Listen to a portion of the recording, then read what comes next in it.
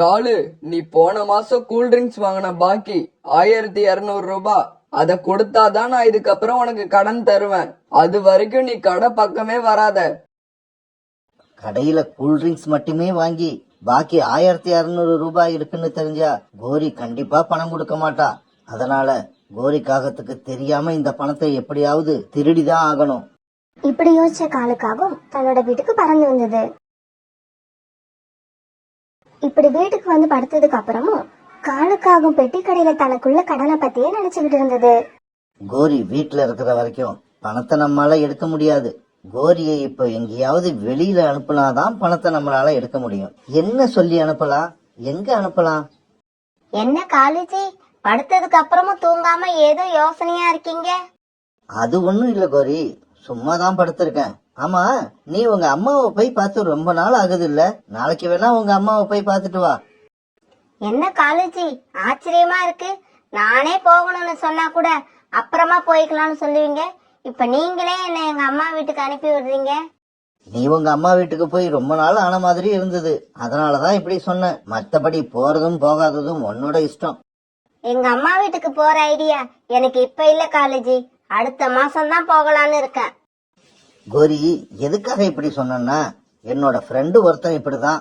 அவங்க அம்மா இவனை பார்க்கணும் போல இருக்கு, வா வான்னு கூப்பிட்டுக்கிட்டே இருந்தாங்க. இவனோ இந்த மாசம் வரேன், அடுத்த மாசம் வரேன்னு பதில் மட்டும்தான் சொல்லிக்கிட்டு இருந்தானே தவிர அங்க போகவே இல்ல. ஒரு நாள் பார்த்தா திடீர்னு அவங்க அம்மா செத்து போயிட்டாங்க. பாவம் அவன்.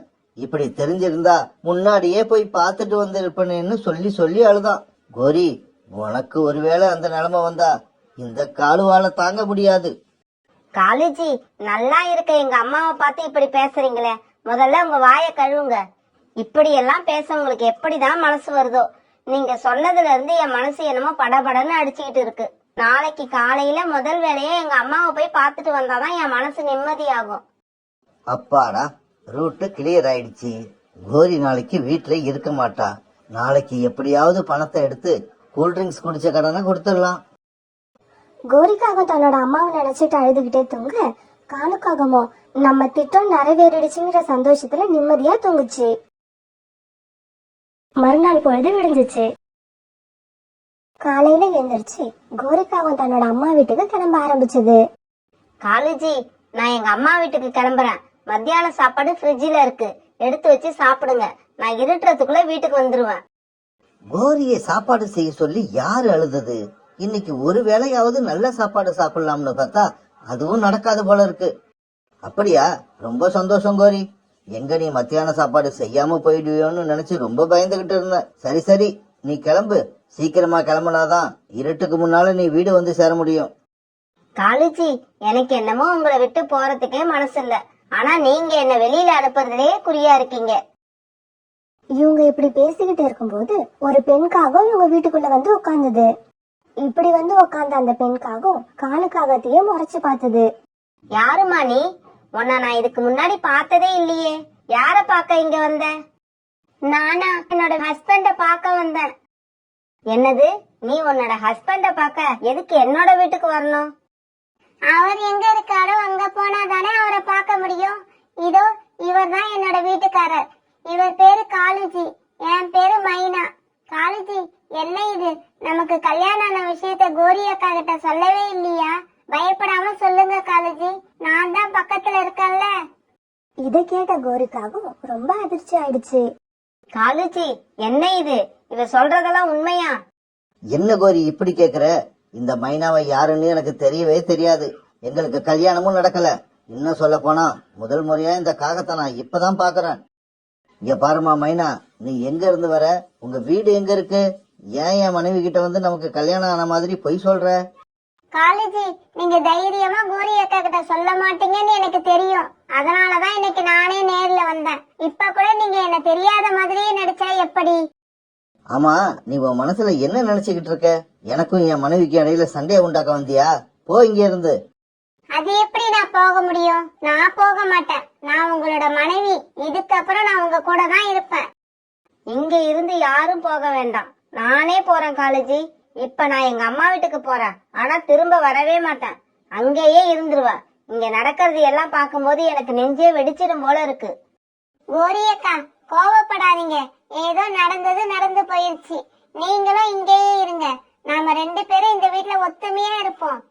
ஏய், இங்க பாரு, இன்னும் ஒரு தடவை என்ன அக்கா அக்கான்னு கூப்பிட்ட என்ன பண்ணுவேன்னு எனக்கே தெரியாது. இவங்க இப்படி பேசிக்கிட்டு இருக்கும்போது அங்க சோனா குருவியும் வந்தது. கோரி அக்கா, என்ன காலங்காத்தால கால அண்ணன் கூட இப்படி சண்டை போட்டுக்கிட்டு இருக்கீங்க? என்ன விஷயம்? சோனா, இந்த நியாயத்தை நீயே கேளு. உன்னுடைய அண்ணன் காலு இதோ நிக்கிதே, இதை எனக்கு தெரியாமலேயே கல்யாணம் பண்ணி குடும்பம் நடத்திக்கிட்டு இருக்காரு. இன்னைக்கு எல்லா உண்மையும் வெளிச்சத்துக்கு வந்துருச்சு. இதுக்கப்புறம் இந்த வீட்டுல நான் இருக்கவே மாட்டேன். நான் எங்க அம்மா வீட்டுக்கு போக போறேன். கோரி அக்கா, கோவப்படாம ஒரு நிமிஷம் நான் சொல்றது கேளுங்க. என்னோட பையன் லஞ்ச் பாக்ஸ மறந்து வீட்லயே வச்சுட்டு போயிட்டான். ஒரு நிமிஷம் இருங்க, நான் இந்த லஞ்ச் பாக்ஸ கொண்டு போய் அவனோட ஸ்கூல்ல கொடுத்துட்டு வந்துடுறேன். வந்ததுக்கு அப்புறம் உங்க பிரச்சனைய நானே தீர்த்து வைக்கிறேன். இப்படி சொன்ன குருவி குக்குவோட லஞ்ச் பாக்ஸ் எடுத்துக்கிட்டு அவசர அவசரமா ஸ்கூலுக்கு பறந்து போச்சு. காலுஜி, நீங்க இவ மேல ஆசைப்பட்டு தானே கல்யாணம் பண்ணிக்கிட்டீங்க. நான் கிளம்புறேன் எங்க அம்மா வீட்டுக்கு. இப்படி சொன்ன கோரி தன்னோட அம்மா வீட்டுக்கு பறந்து போச்சு. மைனா, உண்மையை சொல்லு. நீ யாரு? எதுக்காக இங்க வந்து இப்படி பொய் சொல்லி என் மனைவிய வீட்டை விட்டு அனுப்புன? இப்படி செய்யறதுனால உனக்கு என்னதான் கிடைக்குது? சொல்றேன் காலுஜி, அவசரப்படாம கேளுங்க. இது வரைக்கும் எனக்கு எதுவுமே கிடைக்கல, இதுக்கப்புறம் தான் கிடைக்க போகுது. நான் சொன்னது எல்லாமே பொய் தான். இருந்தாலும் ஒரு அவசியத்துக்காக நான் அப்படி ஒரு பொய்ய சொன்னேன். அவசியமா? அப்படி என்ன அவசியம்? காலுஜி, உங்க குடும்பம் பணக்கார குடும்பம்னு எனக்கு நல்லா தெரியும்.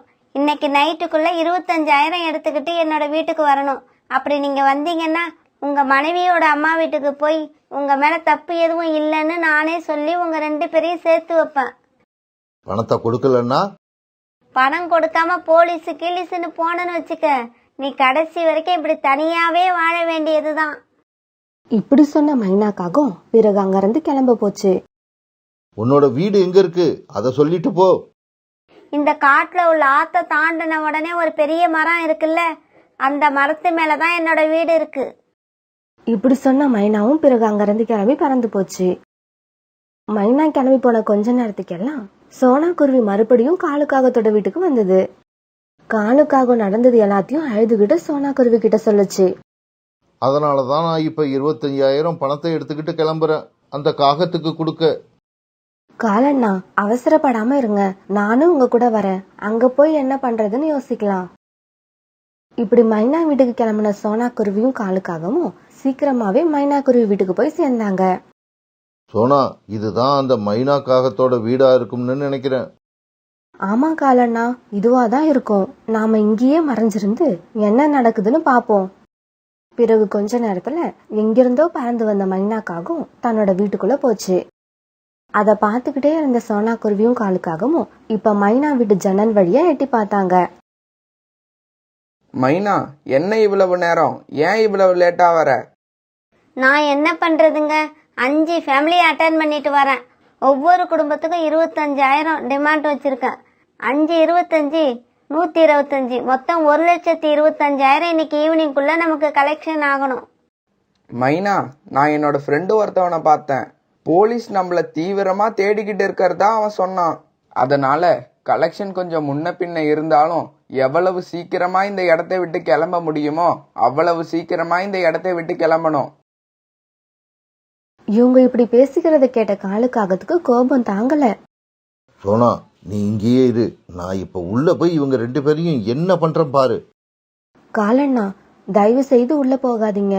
இவ்ளோ தூரம் பிளான் பண்ணி பண்றவங்க கண்டிப்பா ஆயுதங்கள் வச்சிருப்பாங்க. அப்படியா? அதனால இப்ப என்னதான் பண்ணலான்னு சொல்ற? காலண்ணா, நீங்க போய் போலீஸ்ல விஷயத்த சொல்லி அவங்கள அழைச்சிட்டு வாங்க. அதுக்குள்ள நான் கோரி அக்காவோட அம்மா வீட்டுக்கு போய் கோரி அக்காவையும் அழைச்சிட்டு வந்துடுறேன். அப்புறம் இவங்க எப்படி தப்பிச்சு போறாங்கன்னு பாப்போம். இப்படி பேசிக்கிட்ட சோனா குருவியும் காலுக்காகவும் மைனா வீட்டு வாசல் கதவை போட்டுட்டு அங்கிருந்து பறந்து போனாங்க. பிறகு கொஞ்ச நேரத்துக்கெல்லாம் பேசி வச்சபடியே எல்லாரும் மைனாக்காக வீட்டுக்கு வந்துட்டாங்க. அடிப்பாவி, கொஞ்ச நேரத்துல என்னோட காலேஜிய பத்தி என்னென்னமோ நினைக்க வச்சுட்டியே. நீ நல்லாவே இருக்க மாட்ட. பிறகு மைனாக்காகத்தையும் அதோட கணவனையும் போலீஸ் அரெஸ்ட் பண்ணி கொண்டு போக சோனா குருவி கோரிக்காகவும் காலுக்காகவும் இவங்க 3 பேரும் சந்தோஷமா வீட்டுக்கு பறந்து போனாங்க.